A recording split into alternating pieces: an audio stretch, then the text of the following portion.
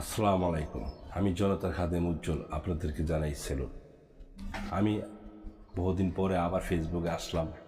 আসলে না এসে পারি না। আমি সাধারণ জনগণ নিয়ে কাজ করি, অসহায় মানুষদের নিয়ে যতটুকু পারি আমার কাছে আসলে আমি সেবা দিই। আমি এখন ফেসবুকে আসার উদ্দেশ্য হলো আমি প্রিয় হোমনা থানার জনগণকে একটি মেসেজ দিতে চাই। এই মেসেজটি হলো আপনাদের যে জায়গা সম্পত্তি আছে এটার জন্য খারিজ করতে চান, খারিজ করতে হয়তো ধারণা করতেছেন 5,000, 6,000, 10,000 টাকা লাগে। জি না, এখন খারিজ করতে মাত্র 1170 টাকা সরকারি খরচে। আপনি নিজেই যাবেন নায়েব অফিসে, চেয়ে বলবেন আমি খারিজ করব অনলাইন করার জন্য, বা বাইরের থেকে অনলাইন করতে পারেন।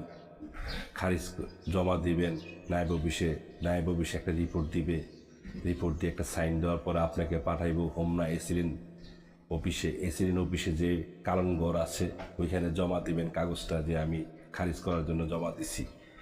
তখন এই কারণঘর সাইন করবে, সাইন করার পরে আপনার এসিলিন স্যারের কাছে যাবে, এসিলিন স্যার দেখবে, দেখার পরে আপনাকে মেসেজ দিয়ে শুনানির জন্য হোমনা এসিলিন স্যারের কাছে ডাকাবে। ডাকানোর পরে উনি আপনাদের সাথে সাক্ষাৎকারে কথা বলবে, কেন খারিজ করতেছেন, কি বিষয়ে করে জানবে। জানার পরে যদি যোগ্য হয় তো উনি খারিজের অনুমতি দিবে।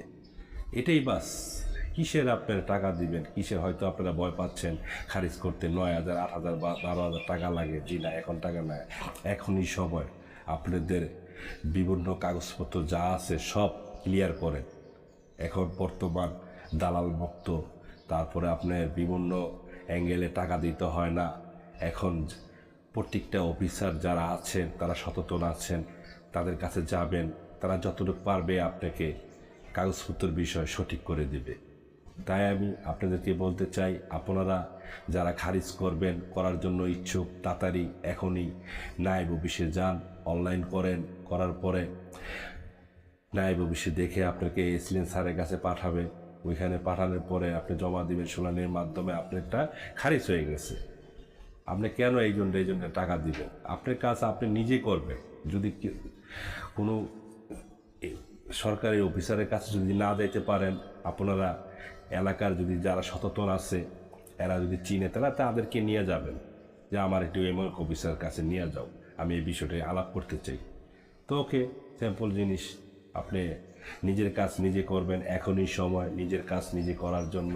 আমার জ্ঞানে আমি যতটুকু পারছি আমি আপনাদেরকে জানাচ্ছি। তাই এখানে শেষ করলাম। ভালো থেকেন সবাই। জনতা খাদের পক্ষ থেকে আবারও সালাম।